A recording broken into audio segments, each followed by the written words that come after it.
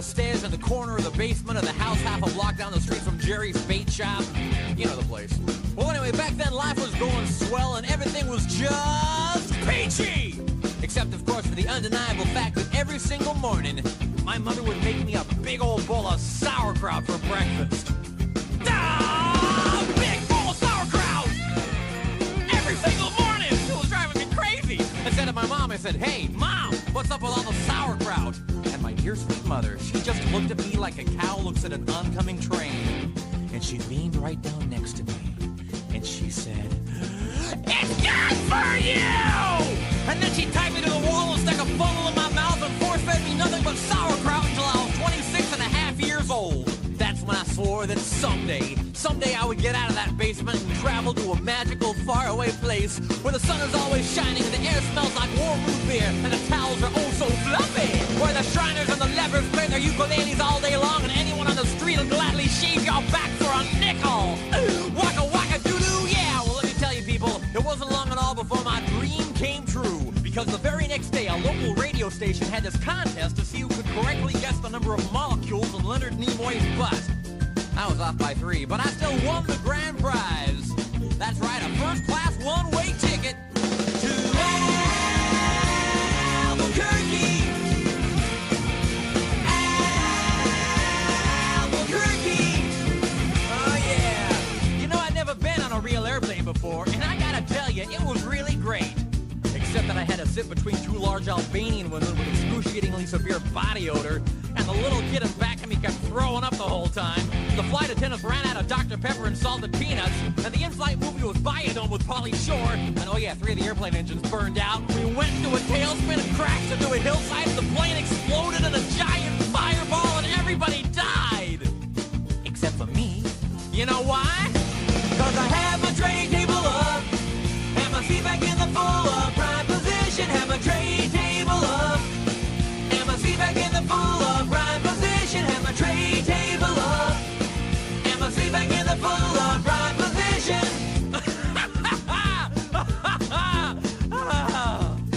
So I crawled from the twisted burning wreckage.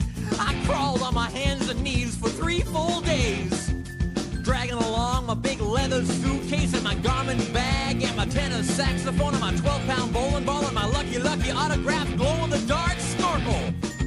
But finally I arrived at the world-famous Albuquerque Holiday Inn where the towels are oh so fluffy and you can eat your soup right out of the ashtrays if you wanna. It's okay, they're clean.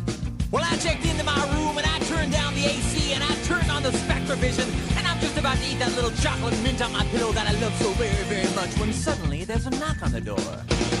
Well, now who could that be? I say, who is it? No answer. Who is it? There's no answer. Who is it? They're not saying anything. So finally I go over and I open the door and just as I suspected, it's some big fat hermaphrodite with a flock of seagulls haircut and only one nostril. Oh man, I hate it when I'm right. So anyway, he burst into my room and he grabbed my lucky snorkel and I'm like, "Hey, you can't have that! That snorkel's been just like a snorkel to me!" And he's like, "Tough." And I'm like, "Give it!" And he's like, "Make me!" And I'm like, "Okay." So I grabbed his leg and he grabbed my esophagus and I bit off his ear and he chewed off my eyebrows and I took out his appendix and he gave me a colonic irrigation. Yes indeed, you better believe it. And somehow in the middle of it all, the phone got knocked off the hook. And 20 seconds later, I heard a familiar voice. And you know what it said? I'll tell you what it said. It said, "If you'd like to make a call, please hang up and try again. If you need help, hang up and then dial your operator. If you'd like to make a call, please hang up and try again. If you need help, hang up and then dial your operator." In Albuquerque,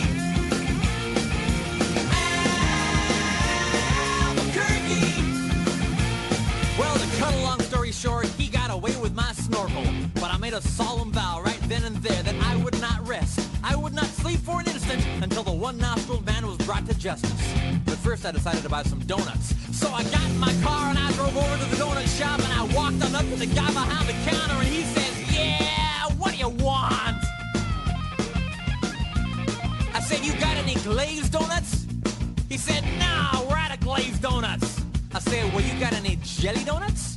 He said, no, we're out of jelly donuts. I said, you got any Bavarian cream-filled donuts? He said, no, we're out of Bavarian cream-filled donuts. I said, you got any cinnamon rolls? He said, no, we're out of cinnamon rolls. I said, you got any apple fritters? He said, no, we're out of apple fritters. I said, you got any bear claws? He said, wait a minute, I'll go check.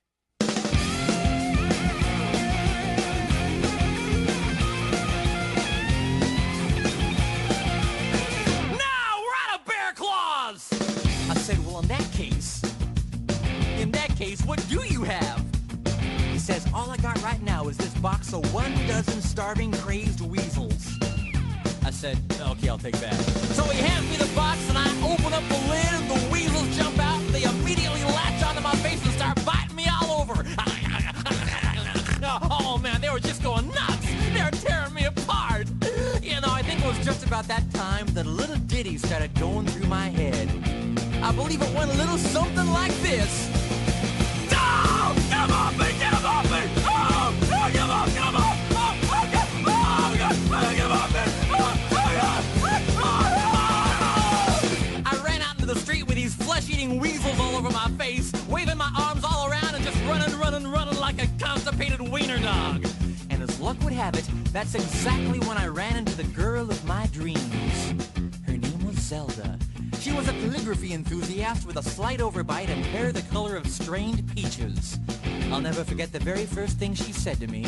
She said, hey, you got weasels on your face. That's when I knew it was true love. We were inseparable after that. Oh, we ate together, we bathed together, we even shared the same piece of mint-flavored dental floss. The world was our burrito. So we got married and we bought us a house and had 2 beautiful children, Nathaniel and Superfly. Oh, we were so very, very, very happy. Oh, yeah. But then one fateful night, Zelda said to me, she said, Sweetie Pumpkin, do you want to join the Columbia Record Club?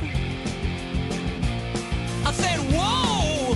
Hold on now, baby! I'm just not ready for that kind of a commitment! So we broke up and I never saw her again, but that's just the way things go. In Albuquerque.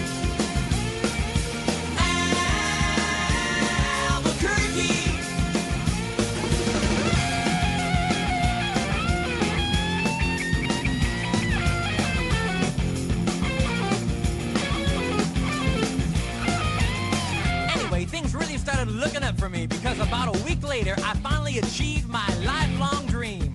That's right, I got me a part-time job at the Sizzler. I even made Employee of the Month after I put out that grease fire with my face. Oh yeah, everybody was pretty jealous of me after that. I was getting a lot of attitude. Okay, like one time, I was out in the parking lot trying to remove my excess earwax with a golf pencil when I see this guy Marty trying to carry a big old sofa up the stairs all by himself. So I say to him, I say, hey, you want me to help you with that? And Marty, he just rolls his eyes and goes, no, I want you to cut off my arms and legs with a chainsaw.